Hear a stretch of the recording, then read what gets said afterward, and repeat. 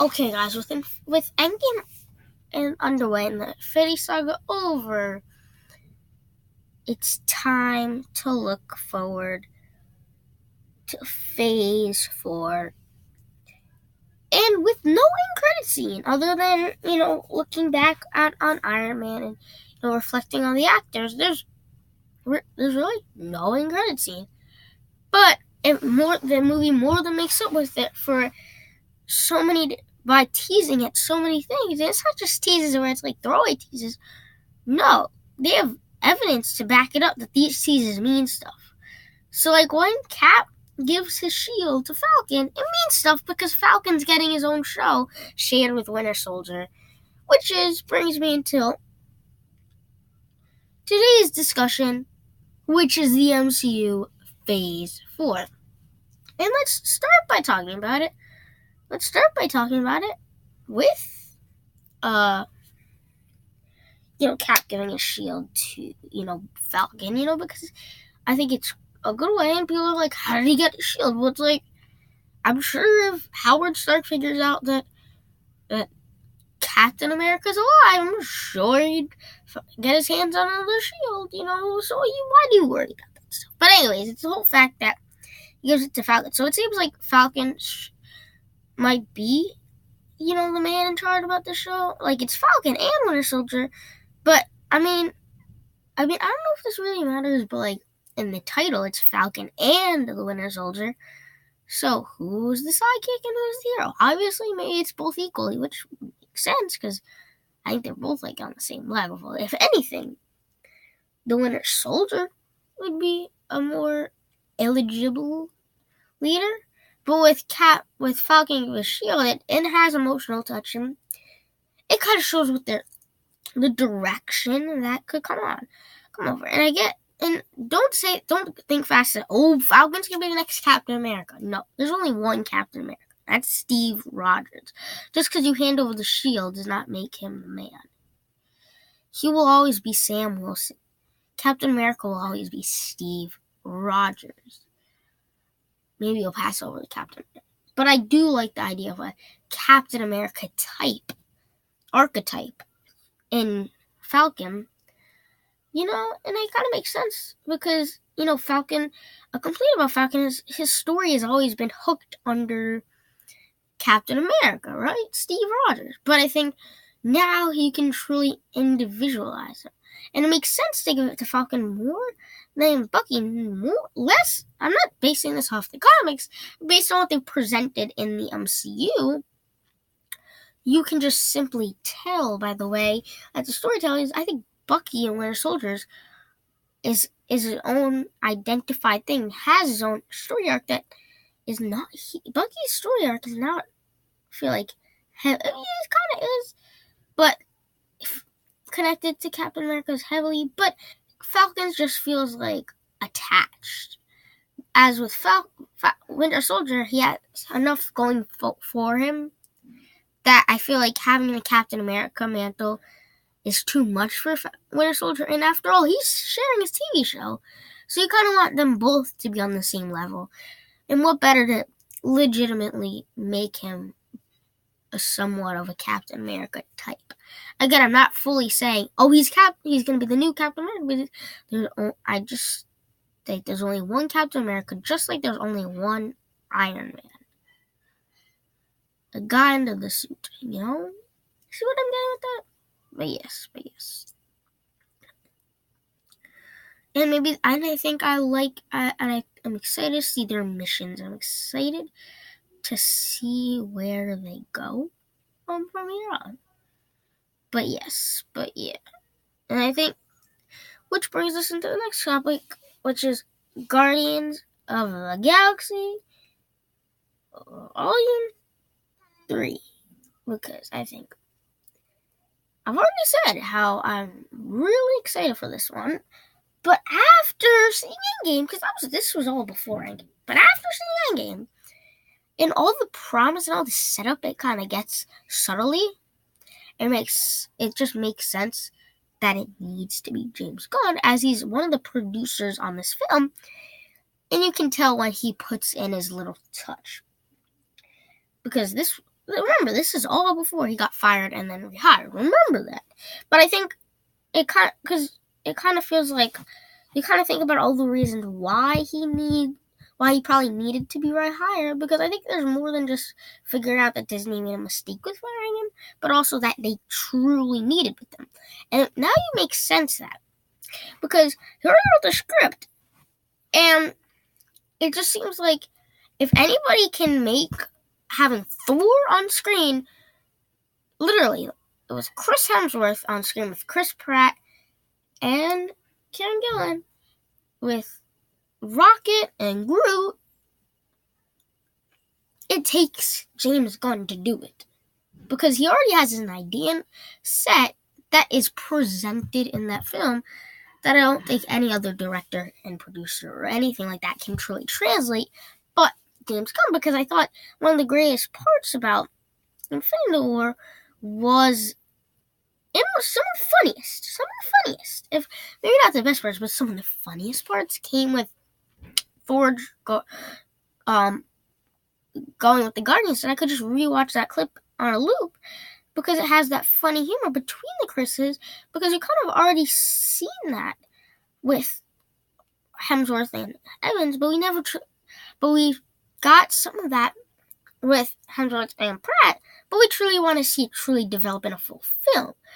And essentially, to put it one way, is Infinity War was kind of a tease of that. It was kind of like a test, but at the same time, the script was already made for Guardians of the Galaxy Volume 3 in the middle of that, and I just think their chemistry is so great because everybody in that cast is so hilarious. And I think Chris Hemsworth is on such another level than Pratt and all the other actors.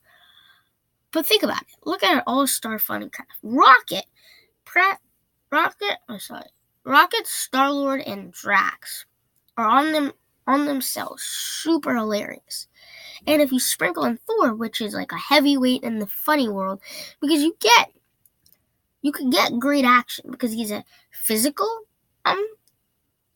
he's physically dominant, but with Fat Thor, I don't know if they'll change that. It would be cool to kind of start the film kind of on a treadmill and seeing him work out. That would be pretty cool. And maybe you see his transformation from Fat Thor to regular Thor through that film.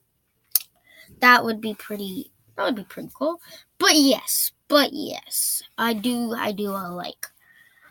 think that I'm not saying that you totally have to get rid of Fat Thor, because I think that they basically tease with the scene about, Thor versus Star-Lord, who should be the captain of the ship.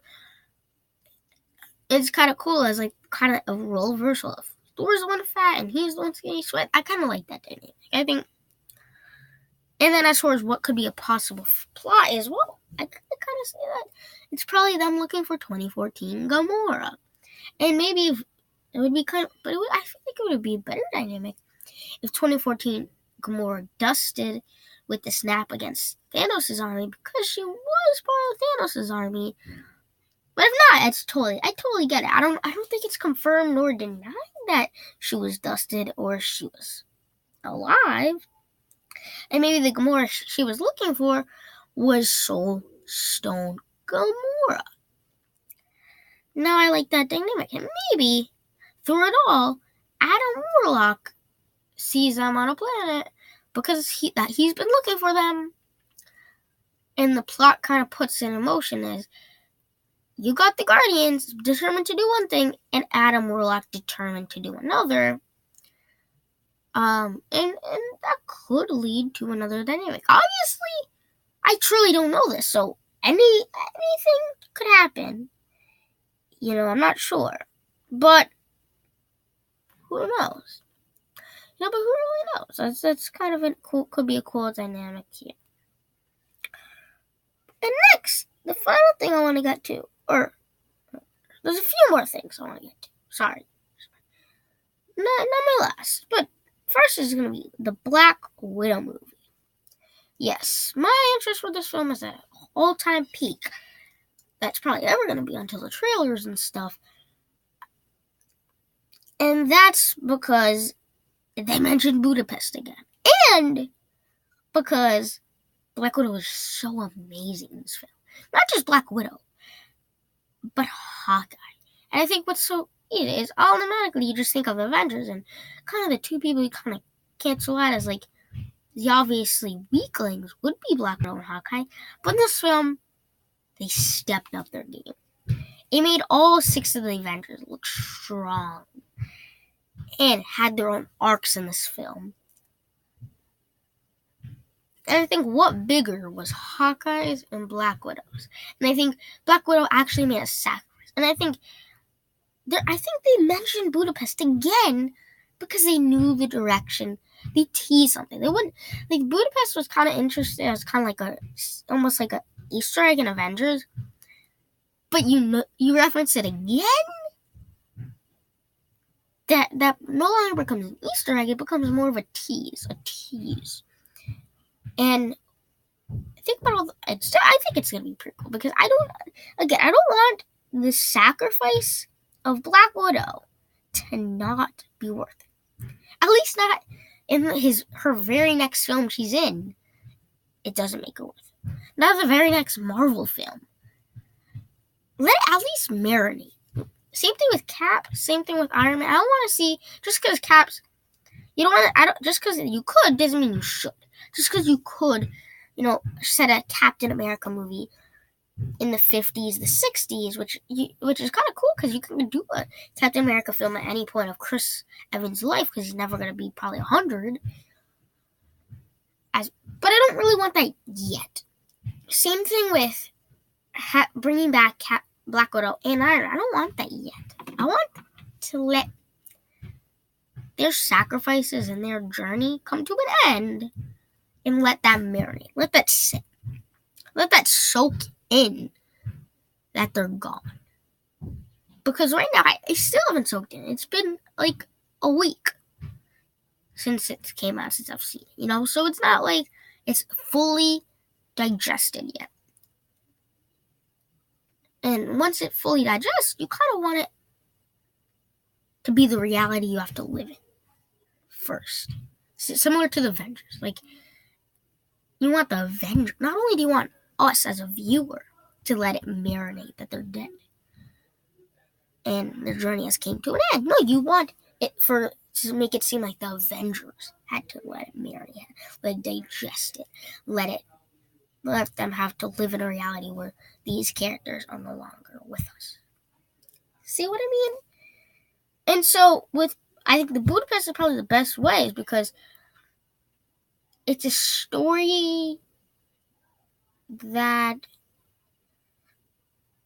already are we intrigued, I think is the best way. And just because you mentioned Budapest doesn't mean we know what happened in Budapest. All we know is Black Widow and Hawkeye are involved. And another thing that people are interested with Hawkeye was like when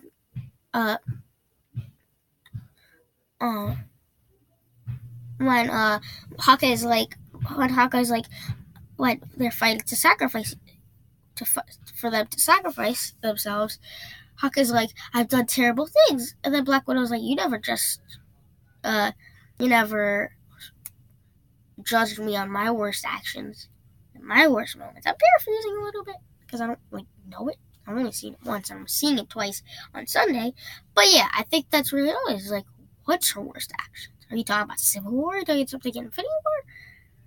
But truly, none of those pale into comparison to what Hawkeye did. So to make it seem on the level with killing a bunch of people has to be something that I want to see in that prequel. So Hawkeye, I want in the Black Widow movie. And Black Widow, I'm not in Budapest because I think if it's such a big moment in their lives, because think about it, Black Widow has seemed to be in that spy age for basically since she was born into it. So out of all those moments, what makes Budapest the standout? That's what I want to see. Moving forward, Spider-Man Far From Home. A few things I want to say, and I kind of want to make a separate video on that. First off, it's interesting. I think people are like, how do you fix up the timeline? Well, I think I kind of have an idea of that. Make all the nameful friends just say they dusted. Michelle, Flash Thompson, Ned, and obviously Spider-Man. All you have to do is say they're all dusted, because if you say they dusted, then they're all the same age and all in the same grade. Because I think they're probably going to just redo the grade. They're not just going to be like, you're back. Your whole grade's 4 years older than you. No. People who have dusted are going to probably redo their grade and redo that grade. I think. Like, are you really, like, think about it. If modern time they snap and they came back, they're not just going to say, hey, all your friends with are now 20 years old. Now you're going to hang out with them. No, they won't do that. They'll just, and I'm just basing it on, like, I don't really know. Maybe that's part of the spoiler, and maybe part of the spoiler is that they're going to have Tony. Okay, screw that other video. We're just going to get right into it in this video. Okay? So maybe, I think, because obviously I said in another video that we was talking about why there wasn't a trailer, and said it was posters, and that they said that they were never going to not be a trailer until Endgame. And think about it. If you think about the last time there was a trailer for a Marvel movie before, kind of in range between this, think about it. And they said for Endgame that second trailer will not drop, that will drop after Captain Marvel, because it kind of had spoilers in it, and kind of to let it marinate, or kind of let that movie rise. But I think with Spider-Man, it's not because they wanted the box office to go with Captain Marvel, I think, but for Spider-Man Far From Home, they didn't really have that concern. It's more of the reason why they're not showing it is for spoilers. Then, so out of all the spoilers, maybe they'll answer questions about how, the whole 5 years later in the dusted works, or I don't know, maybe both, probably both. Reference the fact that Iron Man's dead, but then again, probably week 2 or week 3, because they're not, because like with Captain Marvel or Endgame trailer after Captain Marvel, it only February 14th, which was like that which was only like 6 days later. But I think with Endgame, they've been trying so hard to contain spoilers. Yeah, for every MCU film that have truly tried to contain spoilers a lot, but Endgame was the most they've tried to contain spoilers. And